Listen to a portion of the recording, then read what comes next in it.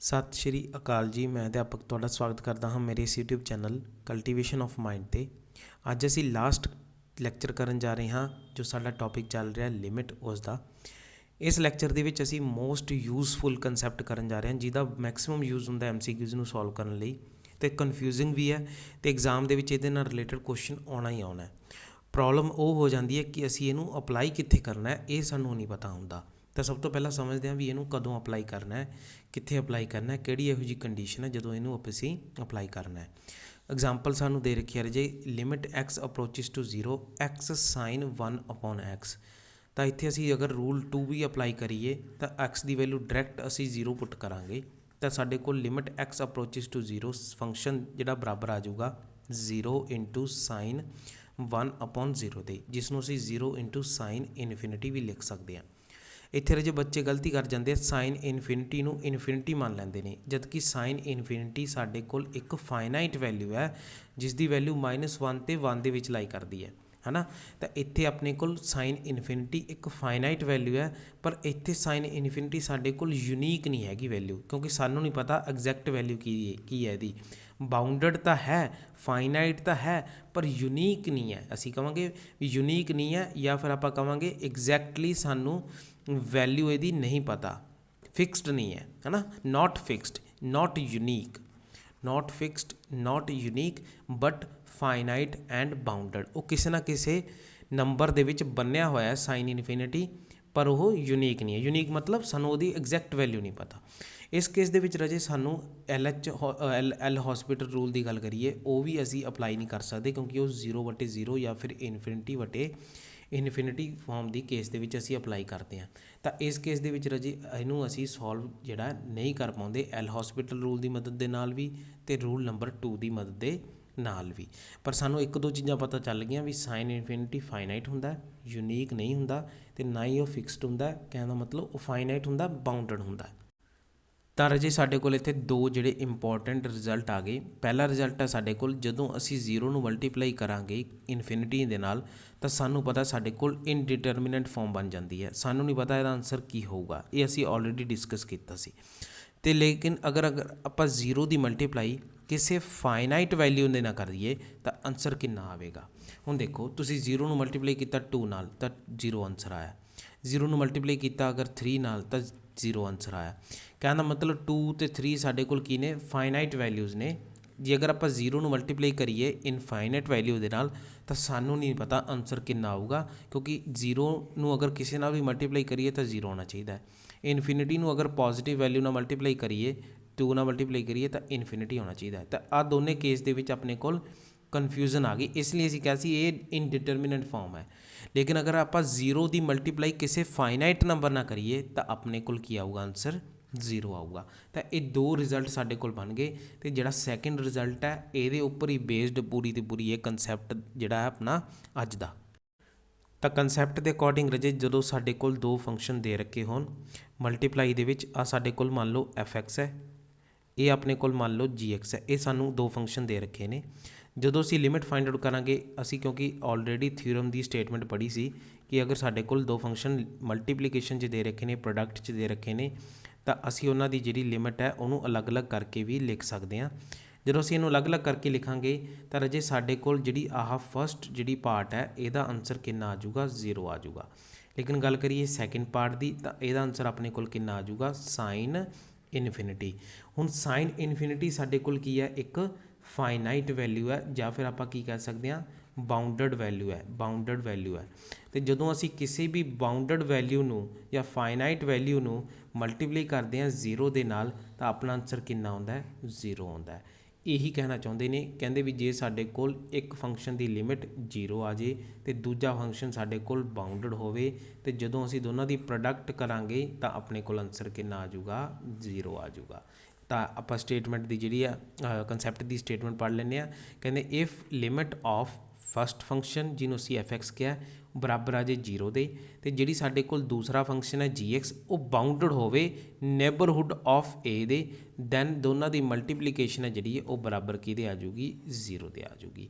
ਇਹੀ same concept ਜਿਹੜਾ ਅਸੀਂ ਐਗਜ਼ਾਮਪਲ ਦੇ ਵਿੱਚ ਯੂਜ਼ ਕੀਤਾ ਕਿ ਸਾਡੇ ਕੋਲ ਫਸਟ ਜਿਹੜਾ fx ਹੈ ਉਹਦੀ ਲਿਮਿਟ ਪਾਰਟ ਪਤਾ ਕੀਤੀ ਤਾਂ ਆਪਣੇ ਕੋਲ 0 ਬਣ ਰਿਹਾ ਸੀ, ਜਿਹੜਾ ਸਾਡੇ ਕੋਲ gx ਹੈ, ਜਦੋਂ ਅਸੀਂ ਉਹਦੀ ਲਿਮਿਟ ਪਤਾ ਕੀਤੀ ਨੀਅਰੈਸਟ ਨੇਬਰਹੁੱਡ ਦੇ, ਤਾਂ ਸਾਡੇ ਕੋਲ ਰਾਜੇ ਉਹ ਕੀ ਆਈ, ਇੱਕ ਬਾਊਂਡਡ ਵੈਲਿਊ ਆਈ, ਫਾਈਨਾਈਟ ਵੈਲਿਊ ਆਈ। ਤੇ ਜਦੋਂ ਅਸੀਂ ਦੋਨਾਂ ਨੂੰ ਮਲਟੀਪਲਾਈ ਕੀਤਾ ਤਾਂ ਆਨਸਰ ਆਪਣੇ ਕੋਲ ਕਿੰਨਾ ਆਊਗਾ, 0 ਆਊਗਾ। ਇਹ ਆਪਣੇ ਕੋਲ ਸਟੇਟਮੈਂਟ ਹੈ ਇਸ ਕੰਸੈਪਟ ਦੀ। ਨੈਕਸਟ ਐਗਜ਼ਾਮਪਲ ਸਾਨੂੰ ਦੇ ਰੱਖੇ ਆ, ਦੇਖ ਲੈਂਦੇ ਆ। ਕਹਿੰਦੇ if limit x approaches to 0 x ਦੀ power k -1 cos 1/x is equal to 0। ਇਹ ਸਾਨੂੰ ਗਿਵਨ ਦੇ ਰੱਖਿਆ ਰਾਜੇ, ਬਰਾਬਰ 0 ਦੇ ਗਿਵਨ ਦੇ ਰੱਖਿਆ, ਤੇ ਅਸੀਂ k ਦੀ ਵੈਲਿਊ ਜਿਹੜੀ ਹੈ ਫਾਈਂਡ ਆਊਟ ਕਰਨੀ ਹੈ। ਸਭ ਤੋਂ ਪਹਿਲਾਂ ਦੇਖ ਲੈਂਦੇ ਜੋ ਸਾਨੂੰ ਗਿਵਨ ਹੈ ਉਹਦਾ ਕੀ ਮਤਲਬ ਹੈ।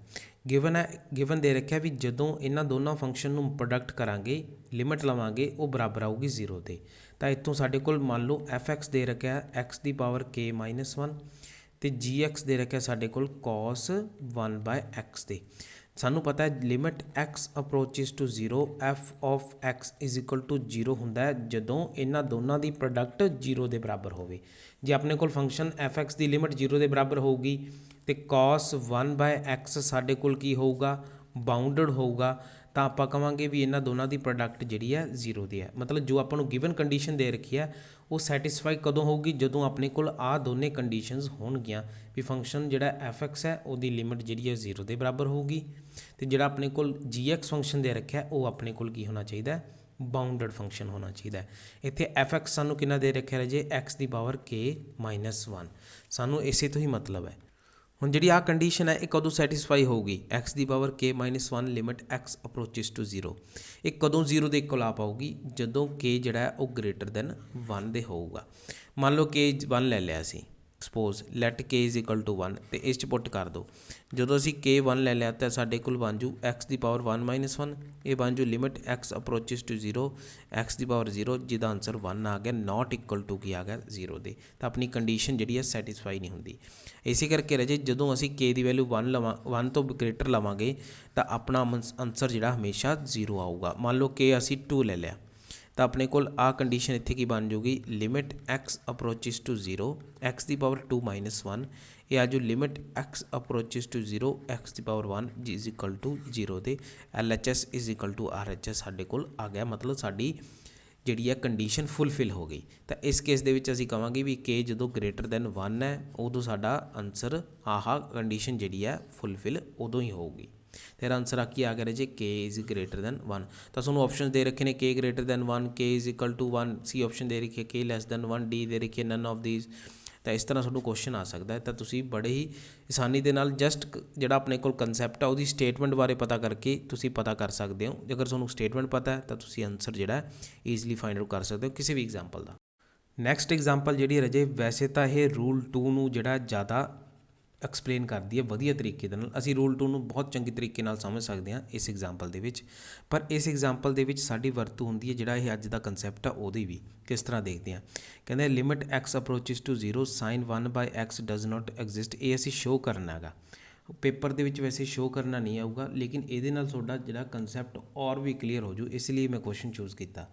ਹੁਣ ਦੇਖੋ ਤੁਸੀਂ ਜਿਹੜਾ ਅਸੀਂ ਲਿਮਿਟ ਜਿਹੜੀ ਹੈ ਡਾਇਰੈਕਟ ਪੁੱਟ ਕਰਾਂਗੇ, ਕਿਉਂਕਿ ਸਾਨੂੰ ਰੂਲ 2 ਕਹਿੰਦਾ ਕਿ ਲਿਮਿਟ ਨੂੰ ਜਿਹੜਾ ਡਾਇਰੈਕਟ ਪੁੱਟ ਕਰ ਦਿਓ।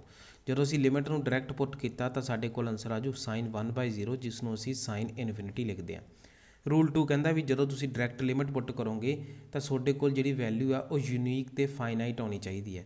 ਪਰ ਇਸ ਕੇਸ ਦੇ ਵਿੱਚ ਸਾਡੇ ਕੋਲ ਜਿਹੜੀ ਵੈਲਿਊ ਹੈ ਉਹ ਆਪਣੇ ਕੋਲ ਫਾਈਨਾਈਟ ਤਾਂ ਆ ਰਹੀ ਹੈ ਲੇਕਿਨ ਯੂਨੀਕ ਨਹੀਂ ਹੈਗੀ, ਯੂਨੀਕ ਨਹੀਂ ਹੈਗੀ।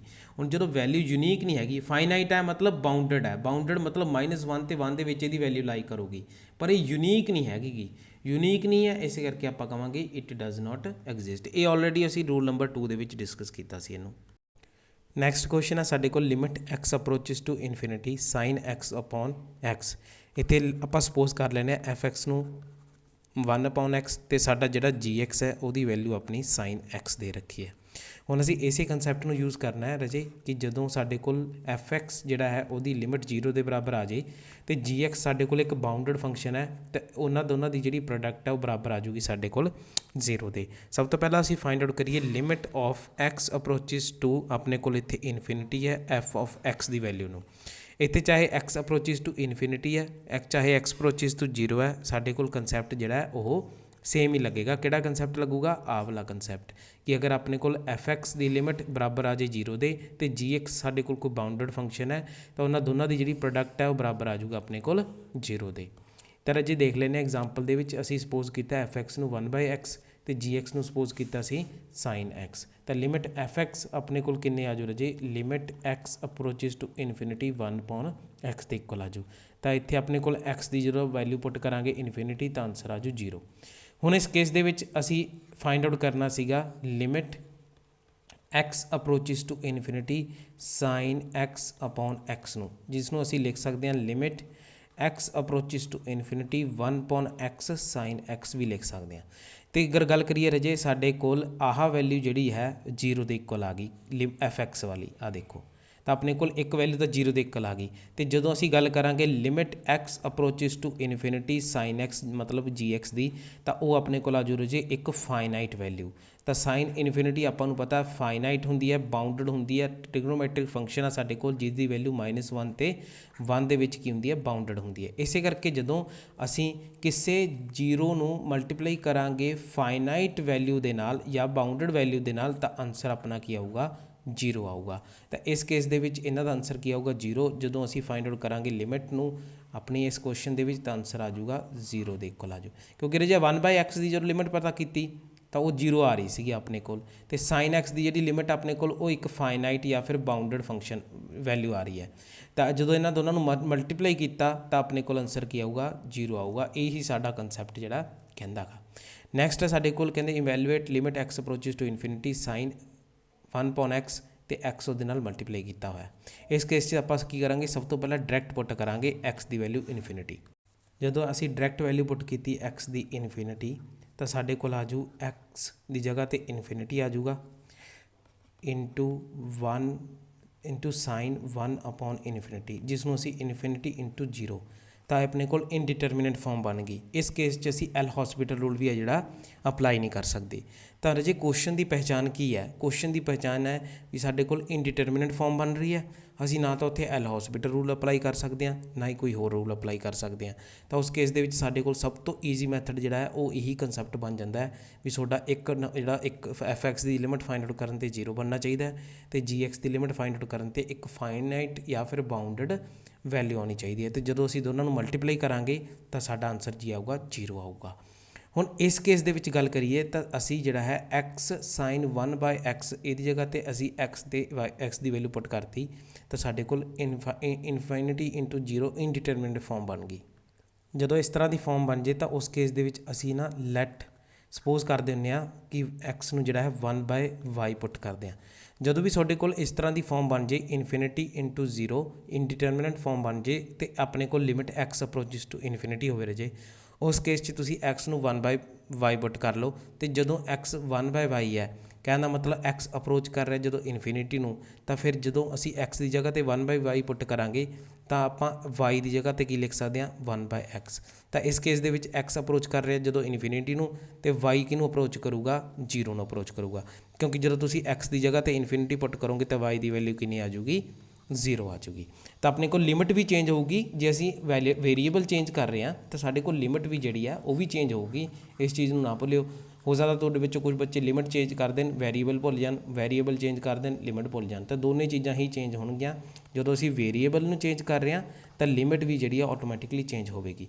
तो अपने कोल क्वेश्चन जिहड़ा की बन जाऊगा ये नवां क्वेश्चन तैयार हो जाऊगा limit y approaches to 0 x की जगह तो असी की पुट किया 1/y कहना मतलब 1/y तो sin 1/x की बन गया अपने कोल वो बन गया sin 1/1/y। तो इनू असी किवें लिख सकते हैं रीअरेंज करके सिंपलीफाई करके ये बन जू अपने को रजे sin y/y। हुण अपने कोल किहड़ी फॉर्म बन गई 0/0 फॉर्म। एल हॉस्पिटल रूल लग गया। एल हॉस्पिटल रूल लाऊंगे तो रजे इस केस दे विच असी डिफरेंशिएट करांगे विद रिस्पैक्ट टू वाई दे, क्योंकि अपनी जिहड़ी है वाई वेरीएबल है इस केस दे विच। तो अपने कोल आंसर आ जाऊगा रजे 1 आ जाऊगा। तो जदों भी तुहाडे कोल इस तरह का कंडीशन बन जाए जिसते इनफिनिटी मल्टीप्लाई बाय 0 फॉर्म बन जाए एक्स अप्रोच कर रहा इनफिनिटी नूं, तुसीं देखोगे कि तुहाडे कोल जिहड़ा है वेरीएबल की वैल्यू पुट करन ते मतलब लिमिट की वैल्यू पुट करन ते तुहाडे कोल इनफिनिटी इंटू 0 फॉर्म बन जूगी। इत्थे ना तो एल हॉस्पिटल रूल लगना है ना कोई होर चीज़ यूज़ होनी है। ਇੱਥੇ ਅਸੀਂ ਕੀ ਕਰਾਂਗੇ, ਸਭ ਤੋਂ ਪਹਿਲਾਂ x ਦੀ ਜਗ੍ਹਾ 'ਤੇ 1/y ਵੇਰੀਏਬਲ ਪੁੱਟ ਕਰ ਦਾਂਗੇ ਜਾਂ ਫਿਰ y ਦੀ ਜਗ੍ਹਾ 'ਤੇ 1/x ਪੁੱਟ ਕਰ ਦਾਂਗੇ। ਜਦੋਂ ਅਸੀਂ x ਅਪਰੋਚ ਕਰੂਗਾ ਇਨਫਿਨਿਟੀ ਨੂੰ, ਕਿਉਂਕਿ ਅਗਰ ਵੇਰੀਏਬਲ ਚੇਂਜ ਕਰ ਰਹੇ ਹਾਂ ਤਾਂ ਲਿਮਿਟ ਵੀ ਚੇਂਜ ਹੋਊਗੀ। ਤਾਂ ਇਸ ਤਰ੍ਹਾਂ ਤੁਹਾਡੇ ਕੋਲ ਆਨਸਰ ਆ ਜਾਊਗਾ। ਤਾਂ ਰਾਜੇ ਇੱਥੇ ਸਾਡਾ ਜਿਹੜਾ ਹੈ ਲਿਮਿਟ ਦਾ ਕੰਸੈਪਟ ਖਤਮ ਹੁੰਦਾ ਹੈ। ਸਾਰੇ ਇਹਦੇ ਰਿਜ਼ਲਟਸ, ਸਾਰੀ ਸਟੈਂਡਰਡ ਵੈਲਿਊਜ਼, ਇਹਦੇ ਸਾਰੇ ਸ਼ਾਰਟਕਟਸ ਮੈਂ ਜਿਹੜੀਆਂ ਵੀਡੀਓਜ਼ ਨੇ ਸਾਰਿਆਂ ਵਿੱਚ ਕੰਪਲੀਟ ਕਰਾ ਚੁੱਕਿਆ। ਬਹੁਤ ਹੀ ਈਜ਼ੀ ਜਿਹੜਾ ਟੌਪਿਕ ਸੀਗਾ। ਇਸ ਤੋਂ ਬਾਅਦ ਸਾਡਾ ਕੰਟੀਨਿਊਟੀ ਸ਼ੁਰੂ ਹੋ ਜਾਣਾ। ਕੰਟੀਨਿਊਟੀ ਇੱਕ ਆਪਣੇ ਆਪ ਦੇ ਵਿੱਚ ਬਹੁਤ ਹੀ ਜ਼ਿਆਦਾ ਇੰਪੋਰਟੈਂਟ ਟੌਪਿਕ ਹੈ ਕੈਲਕੂਲਸ ਦਾ। ਤਾਂ ਜਿੰਨੇ ਵੀ ਟੌਪਿਕਸ ਹੁਣ ਤੱਕ ਕੰਪਲੀਟ ਕੀਤੇ ਨੇ ਉਹਨਾਂ ਨੂੰ ਪ੍ਰੀਪੇਅਰ ਕਰਨਾ ਹੈ, ਕਿਉਂਕਿ ਤੁਹਾਡਾ ਟੈਸਟ ਹੈ ਅਤੇ ਟਾਈਮ ਜਿਹੜਾ ਫਿਕਸ ਕਰ ਦਿੱਤਾ ਗਿਆ। ਹਰ ਰੋਜ਼ 9 ਵਜੇ ਡੇਲੀ ਕਲਾਸ ਹੋਊਗੀ। ਟੈਸਟ ਜਿਹੜਾ ਲਾਈਵ ਹੋਊਗਾ 9 ਵਜੇ ਹੋਊਗਾ।